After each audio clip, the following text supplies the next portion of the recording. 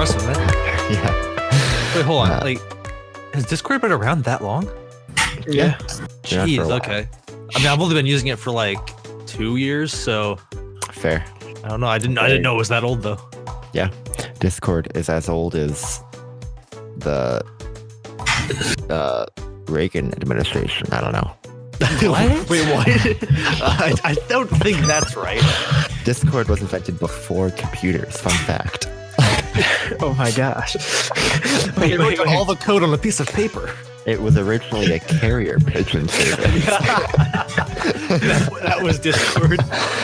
And even before pigeons, they'd have just wild animals running around with it. You have to chase one down and strap the message to it and hope it goes in the right direction. Exactly. Before the pigeon was invented. We'd have to track down a wild animal and just send it off in a random direction. Maybe someone would find it. Before animals, we had glass bottles which we'd send out to sea. Before animals were invented. NASA announces animals too. Well, welcome back to the history episode of OverByte Podcast. Some innovative ideas here, man. Yeah, episode 17. This episode is going to be different from the last few in the fact that there's actually very little Overwatch that happened. So we'll be talking about other stuff. That's kind of fun. Woohoo! Yeah, but at least there was a of balance this. change, so you know. Yes. We do have stuff to talk about. Things happen. We are going to cover Overwatch very quickly here. No roster moves, no anything like that. The Overwatch stuff that happened was all of the expansion team skins are now live in Overwatch, and a lot of them look excellent. The Atlanta Reign ones look really good. They're mostly black and red. They're really nice. The Vancouver ones look really nice. There are some weird things such as Toronto Defiant and Atlanta. Their away skins are virtually identical. The only difference being I think Atlanta is ever so slightly darker, but barely noticeable. And the Chengdu and Philly home skins are also very similar.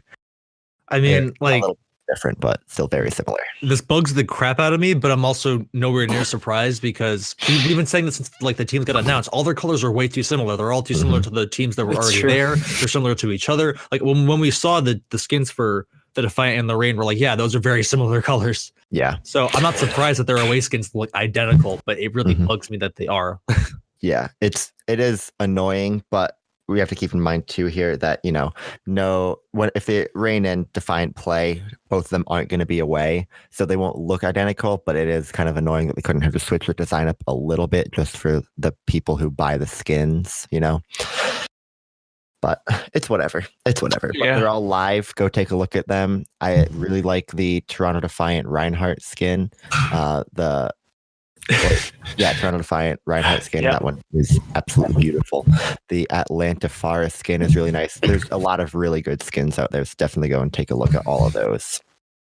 The last kind of Overwatch kind of related thing, they updated the third person camera, basically just making the movement a little bit easier and everything like that.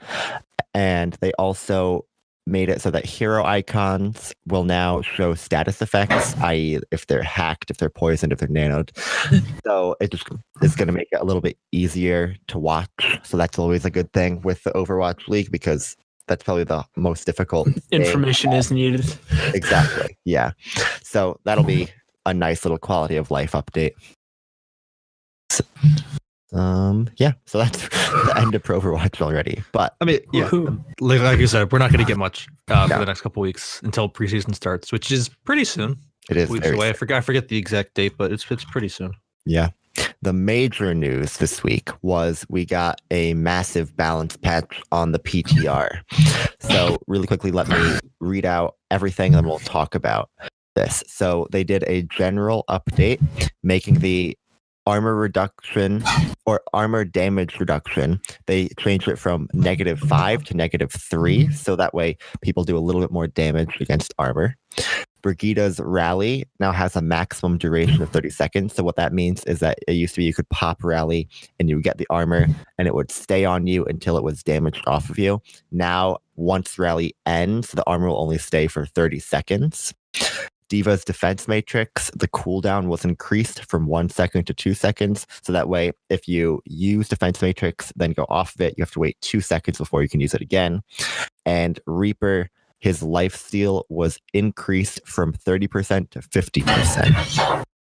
So there are a lot of things in here. There are major implications for goats in this with the armor and rally changes, as well as the Diva matrix change. The armor changes, like raising The it armor so change is huge. it's huge. Like -5 to -3 doesn't seem like that much. That is a lot of extra damage the armor's going to take. So tanks across the board have been nerfed. Brigitte has been nerfed because armor was her big thing. This is like major implications for Go. It's probably not dead, but it's no longer going to be must pick, which is great. I don't know.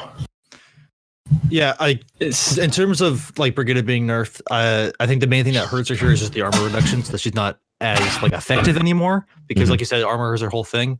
Although in terms of like the change to rally, I actually don't see it as a nerf. I see it as a rework because if you think about when she first came out, people would pop her ultimate like before a team fight, like after a team fight, just to have everyone get armor and be armor up for the thing. But recently, we've been shifting more towards in the middle of the fight, you pop it. Now you're all getting armor continuously as the fight's going on, and I think that's the proper way to use it.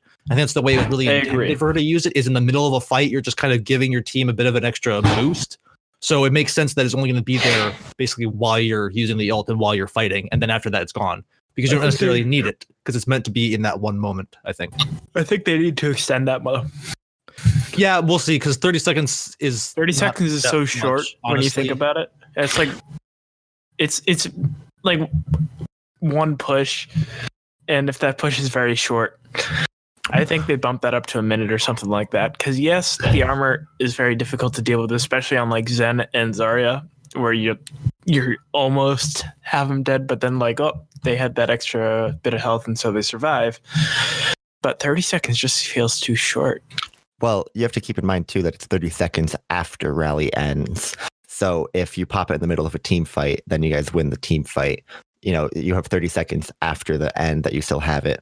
So the main thing is they want to eliminate the snowball effect that rally could have. Because, you know, like Eric is saying, you pop it in the middle of a team fight, and then it's great for that team fight. But then the big thing was, if you win that team fight handily, well, everyone still has armor going into the next fight.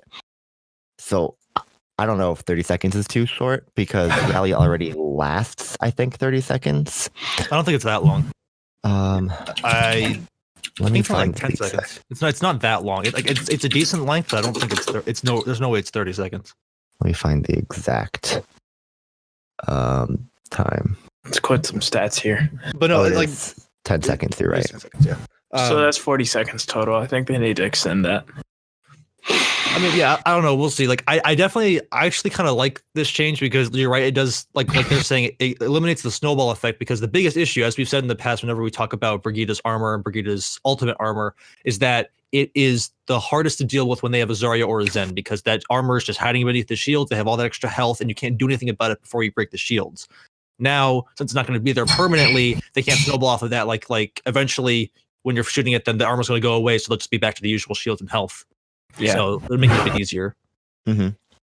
Yeah, the armor changes are really huge, because it just makes goats weaker. Like I said, it's no longer going to be must pick, I don't think. It's going to become the type of thing that is very situational. Like, it's a team comp that can work in certain scenarios, but it's not going to be a team comp that works in every scenario, which I think is a nice balance, because I don't think goats as a whole should just be removed from the game. It should be something that, you know, in certain situations like triple tank or triple deeps, maybe you want to pull it out because it is just what the situation calls for. But the real winners of this, Reaper, welcome back to the meta. 50% lifesteal is insane. I saw a video on the Overwatch subreddit showing off exactly what this does. They had the Reaper on 10 health left, and he was going against a full health Roadhog. And basically, if you get 2 headshots from, you know, a standard Reaper range, so not like right in their face, but not really far away. 2 shots, you're back to full health. Jesus. Yeah. Well, 2 shots is. Yeah. I really 2 shots is also the Roadhog dead at that point. It was 3 shots to the Roadhog dead, but the Roadhog was effectively dead after 2. Yeah. So if you have like any other damage coming in, the Roadhog is dead after 2. But I really like this change because I think that it doesn't make him crazy OP. I think it just makes him what he's supposed to be, which is a close range brawler. I think it makes it so he can actually do that. Because previously he would get in close and he would shoot, but he didn't have enough sustain unless you had like probably an Ana pocketing him from long range. He didn't have enough sustain to really be effective at getting rid of tanks, which is why we saw McCree and even Hanzo coming in as the tank busters instead. So I think that this change just makes it so he can do what the job he was meant to do, as well as the armor reduction makes him a more effective tank buster now. So okay, I think everyone's to just give a base off of what the armor change has done effectively. Like the Reaper lifesteal, yeah, that's big, but if you I don't think it's as big as everyone's blowing it up to be. Sure, if you shoot the Roadhog twice, you're at full health. But if you had done that anyways, you'd be next to like maybe 100 something, maybe 160 health after that, and that's pretty much fine as a Reaper to keep going with, because then you have better health to start a fight. The armor is the biggest change, because Reaper puts out 20 shots per shotgun, and the armor reduction was taking 5 off of each one, and now it's only taking 3. So that's 20 times 2 more damage. That's 40 damage at the least with every single shot that Reaper makes onto them. Mm-hmm. Yeah, Reaper has become very strong very quickly against armor. And you also, which is what he should be, honestly. Yeah, that's what he's made for. That is his Death Blossom. Also with the lifesteal change, the lifesteal from when he had at 30%, it was 51 healing per second in most scenarios if you're actually hitting people. It basically makes him in Death Blossom, you need a crowd control. You need to be able to stun him to get out of it. Otherwise, he's going to be strong, which I think is a good thing. He does 170 damage per second in his ult. I'm looking at the numbers right now. 170 divided by 2 is 85. Mm-hmm. That's healing 85. I believe that's just on one person. I don't know actually how the lifesteal works. If you can lifesteal from multiple people at the same time when you're... I believe you do. Because Okay. it's just how much damage you do. Yeah. But I'm not sure if it's... I believe it's 170 per person per second. Yes. Yeah. It's anyone in like the AoE is getting 170. So I think basically, damage fall off the farther they go. So you're getting 85 health back per second per person that's in your Death Blossom. Yeah. so basically, he's invincible in his ult unless you stun him in any way. Unless you use half of the characters in the game to take him down, though. Yeah, exactly. CC is so prevalent that Reaper's ult was basically useless. So I think what this does is it makes it kind of like a Pharah ultimate, where if you don't have anything to deal with it, it's going to be deadly. But if you do, you're kind of like whatever, you know? No, that's fair. I mean, it's interesting because like with what they're doing to some of the characters that would technically technically counter that, like the fact that they're semi-nerfing Diva and Brigitte, like I don't know, that just gives him more power, because typically you'd have the Brigitte there as a possible crowd control option to stun him out of it, but because of the armor nerf and not even the rally rework that doesn't really do anything, but mainly the armor rework, you know. Like you'll bring your Brigitte, but if they have a Reaper, Brigitte's not really doing as much because the armor isn't helping people as much. Like the Reaper's still going to be able to burst through your tanks and everything. So you might not even take a Brigitte against the Reaper. So you're losing out that stun there. And then Diva, you could like defense matrix the ulting Reaper so that he's not getting a lifesteal and stuff, and you can just shoot into him. But now with the defense matrix cooldown and everything, that's making that less likely. So yeah, like even like the surrounding stuff just seems to be general buffs to Reaper. Yeah, which I think was needed for Reaper because Reaper was in a really bad place. Well, yeah, I agree that Reaper's in a bad place, but theoretically, Reaper should be a counter to Brig. Brig should not be a counter to Reaper in the first place. Agreed. Because Brig is a tank healer. And if you have the word tank in a hero, that means Reaper should counter you. Mm-hmm. Yeah. It, like, literally, the change just makes us that Reaper can do the job he was assigned to do, which is crazy to me. It took them this long to realize he was unable to do the job he was supposed to do. Like, he's not supposed to be a long-range person. He's not supposed to be able to do things. He's supposed to punish the tanks and get in close and cause havoc. And he can finally do that. Well, yeah, like, I think it's pretty clear that the Reaper buff and the armor rework is exactly what we needed to get rid of Goats, because I think this is going to be the death of Goats, more or less. Like, it's not going to be as dominant in the meta as it's been for the past few months. We might see it from time to time, but I don't think we're going to see it as for sure. often. Just like Mikey said, we don't want a gun entirely. Just like we don't want dive gun entirely. Like, we want all these strategies to be there. We want them to be viable options, but we don't want what we've had for the past like 4 months, where if you're not running Goats, you're basically losing. Mm-hmm. So like I'm just kind of surprised it took them this long. Like you said, like it took them this long to figure out that Reaper's not doing his job properly, and it took them this long to realize that that was the thing that was keeping Goats alive. Like that was the thing keeping Goats OP. Like all you had to do was just make Reaper more viable again, and boom, Goats is like back to being a normal meta now, not like an overpowered meta. Mm-hmm. Yeah, I think Goats in particular, like it's still going to be really strong on King's Row A. I think it's still going to be a great option there, but overall, it's not going to be as good. And another thing that goes into that is the defense matrix nerf. You may be listening to this and thinking, 2 seconds compared to 1 second. Oh, it's not that much. That is major. That's a lot in Overwatch. Yeah, what that does is it lets the DPS play around that more, because previously the matrix would come out and you'd be like, okay, I'm kind of screwed. And then even if they stopped doing it, 1 second later they could do it again. 2 seconds is enough time that if they stop using the matrix as a DPS, you can kind of play around that and be like, okay, I have time to do something here.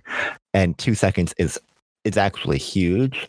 And it makes across the board so many DPS just playable again. Like Junkrat is going to be back in the Owl meta because of this change. Literally no other reason. Yeah, no, because you can't flash a Diva Matrix just to swallow every grenade and then keep your charge up. Mm-hmm. Exactly. Yeah. So that change is really, really strong. It's probably going to make Diva is still going to be very strong, but it makes their pick rate lower, which is fine because, like I mentioned last week, huge pick rate. It's way too high. Yeah, like we all love Diva, but it's too high. Yeah, it's going to bring her back down to earth a little bit, which is really good. Also, remember that all these changes are on PTR, so they may not make it to live exactly the same way.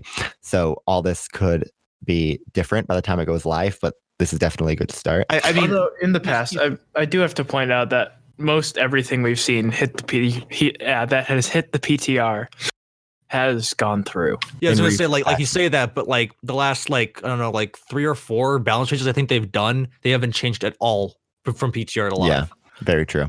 So they might be, I guess, getting more confident with their stuff, or they're just somehow making stuff that works the first time around. Mm-hmm. Which is why we're seeing. I don't know, but there's a good chance I think then that all this stuff will just go straight to live. Obviously, it'll be at least a week away, but yeah, I'm sure we'll be we'll see it next week or the week after that. Actually, yeah, we will definitely see it before the preseason. I will guarantee you that. Well, I think they really want to get this in before the preseason because they want to like nerf Goats before like the actual season starts. They don't want that to be the main meta. I don't think anyone would want to see that. Yeah, no, of course, yeah. Liz, though, because everyone, like, the biggest criticism of Goats, one, it's boring to play, but 2, it's really boring to watch because it's just, I don't want to say it's low skill, but it's not flashy, it's not cool. Like, there's not a lot going on. It's just people swinging into each other really close quarters. So I'm sure Blizzard saw that and was like, we cannot have this for Owl. We need to nerf this. Yeah, it makes perfect sense because, like I said, it's not flashy. It's just these two masses of a team like colliding at like a choke or something. Yeah, as opposed to dive where you get like flankers going around the side or anything else where you have actual like DPS that can like pull off flanks or pull off like certain picks on certain people and stuff like that. You don't get that with Goats. It's just two masses hitting each other. Yeah. I really want to talk about too. I saw a really cool graph on the competitive Overwatch subreddit, and actually I'll go find it so you guys can look at it as well.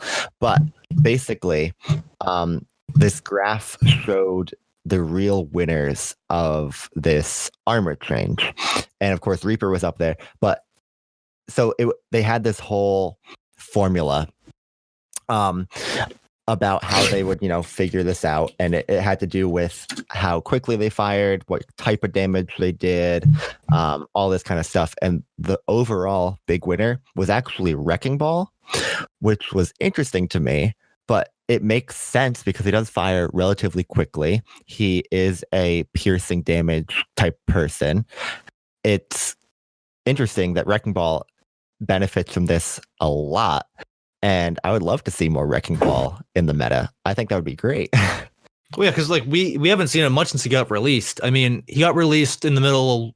Did he get released in the middle of Owl? No, I think he got released after Owl, didn't he? He got released during tail end. playoffs, but not on the live patch. I don't think we're gonna see him. You don't? I don't.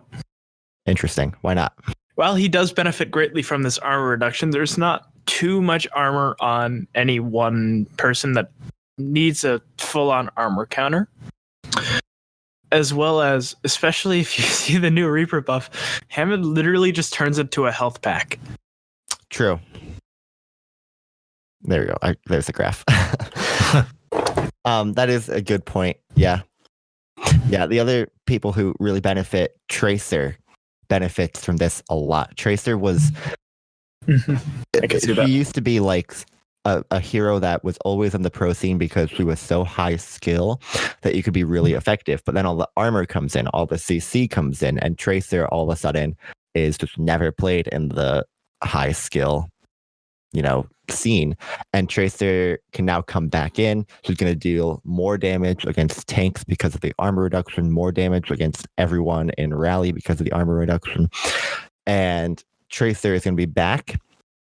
And I think really just what this does overall is it makes it so that you can have a lot more diversity because you can't just be like, oh, okay, they have a Tracer in our team. Let's just go really tanky and the armor will save us. And I think that this armor change is huge. It was very needed. It's going to make Owl interesting to watch again. It's also going to make ladder games more fun. Just overall, I think this is great for the game. Yeah, again, like you said, it adds flexibility, it adds variety. So we got rid of goats pretty much, and now you really have to. It doesn't come down to just, I pick this one hero, we win. It comes down to you have to actually communicate as a team. You have to actually play well if you want to win, because they could have things that used to counter you could play things that used to counter them, but now it's not a thing anymore. Now it's on a bit more of an even playing field. Mm-hmm. Yeah, I also think one thing I'm actually kind of scared for is with the armor reduction, Bastion also becomes stronger. He's going to do more damage quicker to tanks. So this is scary. No. Pirate Ship is gonna sweep through as the new goats. It'll become the new OP meta. Hopefully not. I really hope it doesn't. I mean, even if it does, I guess the thing is, obviously you only run Pirate Ship on payload maps, and some maps are better than others, but True. That still is not the best thing in the world. Yeah, no. But at the same, no, you go ahead. You go ahead. You can keep going if you want. All right. I was just gonna say that the whole idea of Pirate Ship never really worked at a higher level, because regardless of how good the Bastion may be, as long as the other team is coordinated enough to dethrone the Bastion, you're totally fine. So even if he does more damage, I still think that the higher coordinated teams at Owl level could probably dethrone the Bastion and be just fine against Pirate Ship. I was about to say something very similar. It's kind of like with the Bastion and Pirate Ship, it's kind of like an uneven level where the lower you are, the more it works, and as the higher SR you get, it's just gonna balance itself out, where people just say kind of straight up no to the Bastion, and it destroys itself because the other team's actually able to counter it. Fair, very fair. Yeah, the Bastion will probably still not, the only time we've ever really seen Bastion in the Overwatch League was, I think it was during the Moth meta. So stages 1 through 3 of the Overwatch League on specifically Junkertown. I think that was the only time we ever really saw Bastion, except for like a cheese or a meme or something like that. Well, I mean, that's how it got the pirate ship name. Even though pirate ship nowadays is used on any payload map, it started off on Junkertown because that was just the most effective map for it. Yeah, and the reason for that, if you are unaware of why it's so effective, is because the defenders have to hold so far back on point A. It gives the Bastion space to run out and get set up, which is why we would see teams in the Overwatch League who were expecting a pirate ship would literally hold at the payload or at the doors just to try and kill the Bastion and not let them get established. But that's why it was so effective. Yeah. Other changes that I really like, on live, actually, this is not in PTR anymore. Melee kills now show up in the kill feed with like a little punch icon, which was very cool.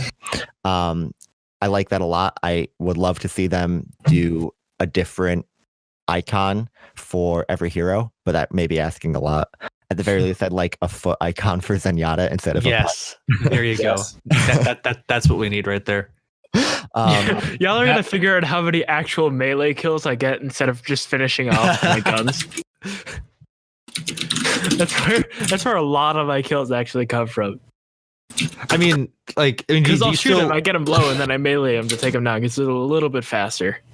Well, yeah, I mean, with Reaper, can't you still do that? It's not a glitch, but like the little thing where like you reload and melee in the middle of your reload to make it a little bit faster. Isn't that still a thing? I think that's with most heroes, actually.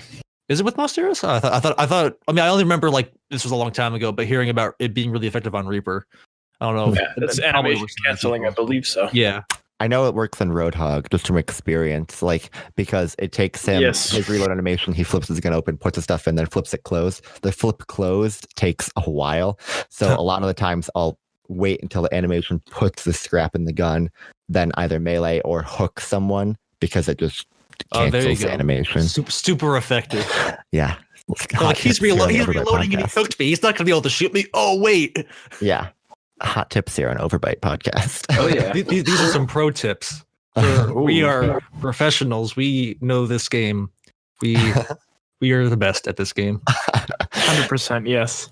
Another really cool thing I like on the PTR currently, D.Va ult denials show up in the kill feed. So if D.Va eats a pulse bomb or a dragon arrow, it shows up, which is cool because now you don't have to worry about the D.Va being like, oh, I ate it. Now you can just see in the kill feed, oh, D.Va ate that. I'm good. Let's keep going. Yeah, it's still useful to hear.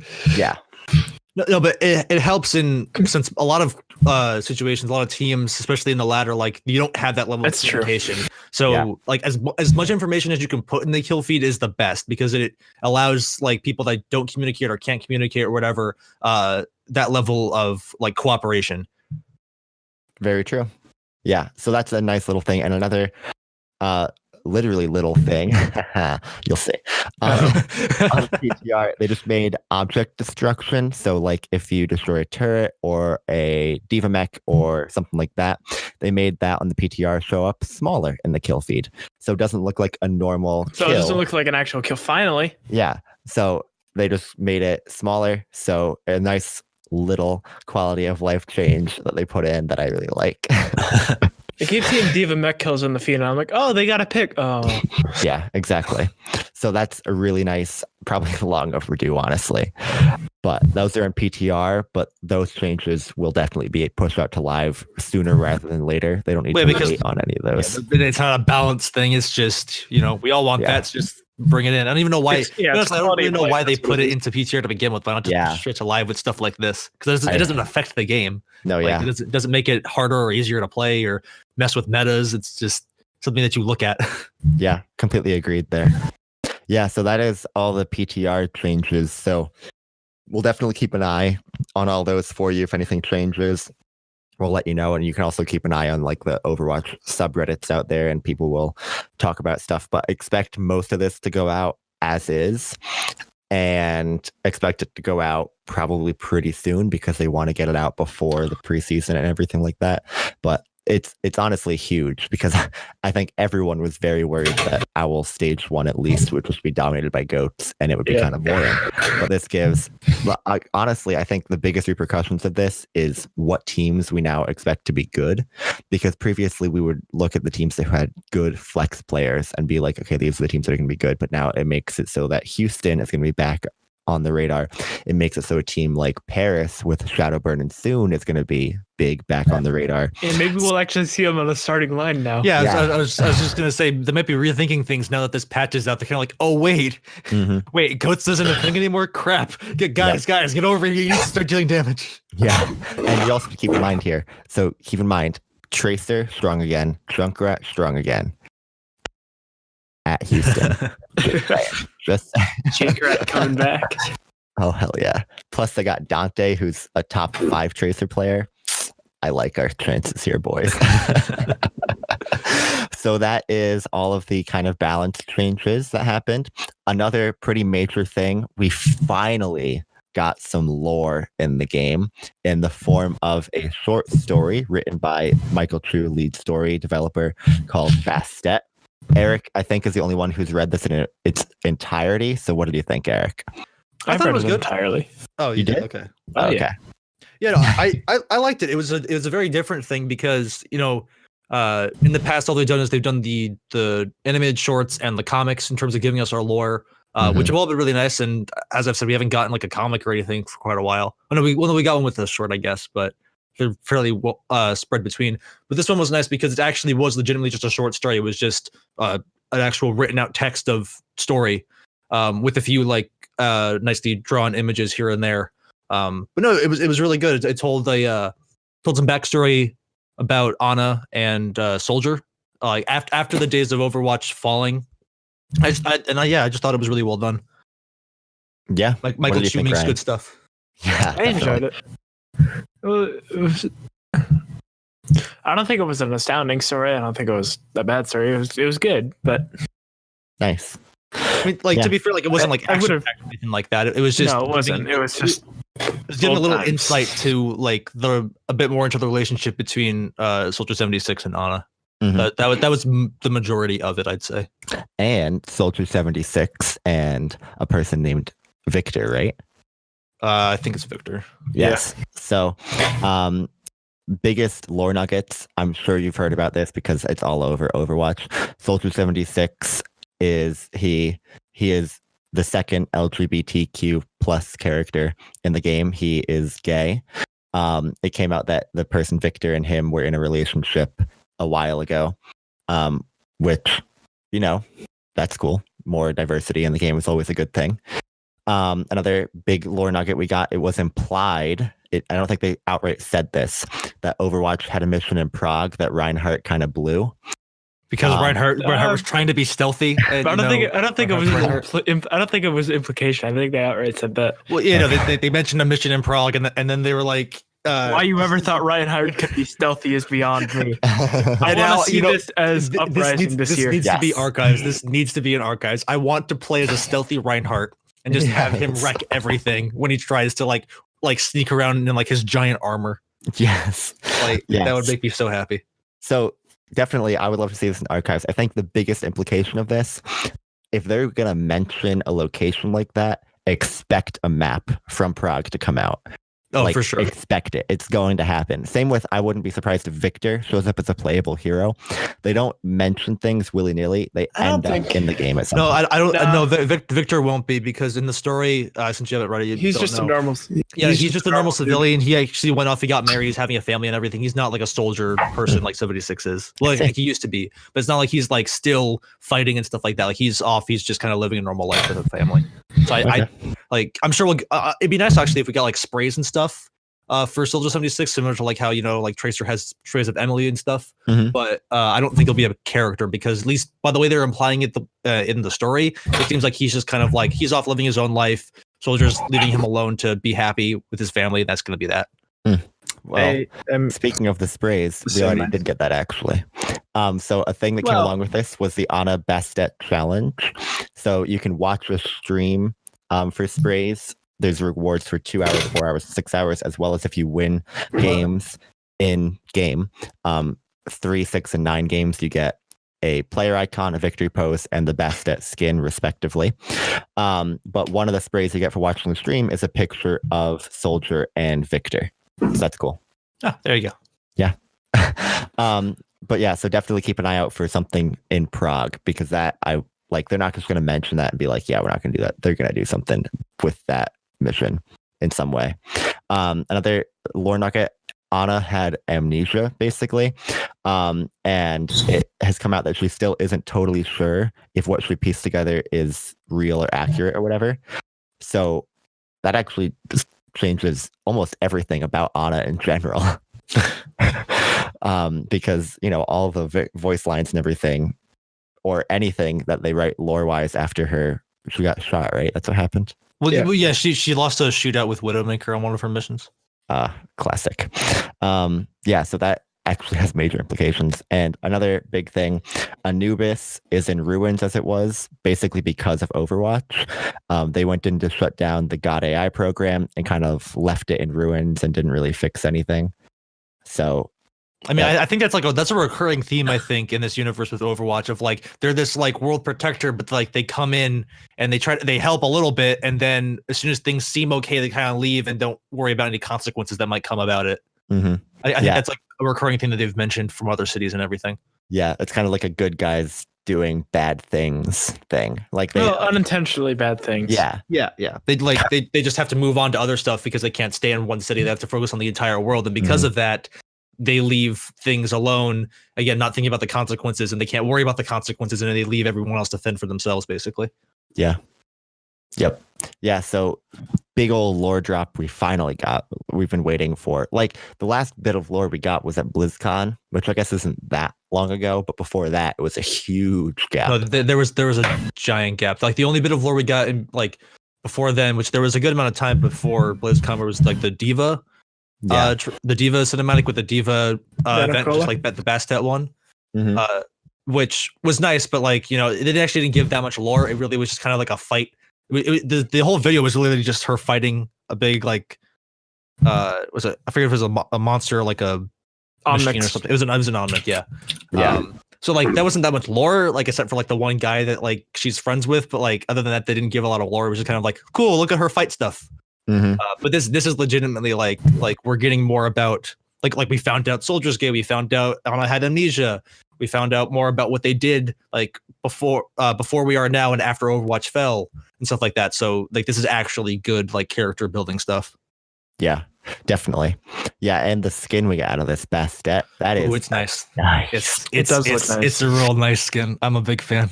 Mm-hmm. Also, it should be mentioned here that Bastet is an Egyptian god. So that's what the skin is based off of and everything. But it should be mentioned that Bastet was a warrior goddess who represented the idea of reconstruction, which is very interesting considering it's Anna, that she, is kind of a warrior. And she kind of had to rebuild her life after she got shot by Widowmaker. So I believe it's mentioned as protection in the story. Oh, well, yeah. So the story, she dons the mask of Bastet to become Anubis and Egypt's protector. To ensure that they'll all be safe, because you can read it, everyone can read it for themselves, but the whole story goes about Soldier and Anna working together to take down some big bad people to help save Egypt to make sure it doesn't fall into ruins.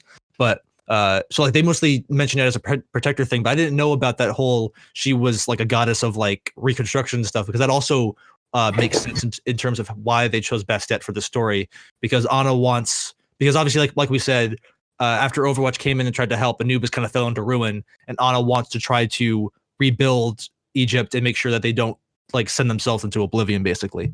Mm-hmm. So Bastet actually makes even more sense there now, knowing that little bit of extra background. Yeah, and Bastet is also commonly depicted as a lioness or a cat, so that's what the skin is based around. And you can tell it has little ears, and it's honestly one of my favorite Anna skins, probably. It's only an epic, it's not a legendary, but I love it. Well, it's only an epic because it's the challenge quest item, and they're not going to give a legendary for that. But True. True. I'd say it's legendary quality. Yeah. No, honestly, like I mean, like some of Anna's epics are fantastic. Like Strike. I used Strike for the longest time because it just looked nice. Yeah. So big things happening in the lore universe. And definitely go and check out Bastet for yourself. I'm going to. I haven't had a chance to read it yet, but I definitely plan on doing that. It's all over Overwatch right now. You can find it on the Overwatch launcher. If you just type in Bastet Overwatch into Google, it'll come up. And it's a free PDF download, so it doesn't cost you anything to go and read. So definitely take a look. And that will wrap it up for us here on the 17th episode of OverByte. So Anna moving a step up on the skin tier list. Oh yes, we'll do that at some point. We will. We just gotta find the time. Yes. So make sure to follow our Twitter at OverByte Podcast. I tweeted out a meme I made. It was a Welcome Back Cotter, which was a show in like the 70s if you never heard of it. And I cut out Cotter, put in Reaper, and it's actually really good Photoshop, if I do say so myself. I see the link you sent. So go and check that out on our Twitter and follow us there. Follow our YouTube at OverByte Podcast there as well. Expanding. I plugged that last episode like after the theme song because I forgot. So if you didn't hear it, we started a YouTube channel. We're going to upload all of our episodes there with a little visualizer I designed. It's going to have some cool other stuff like a full version of our theme song. We may get around to posting more bonus kind of content on the YouTube, so definitely go and subscribe there.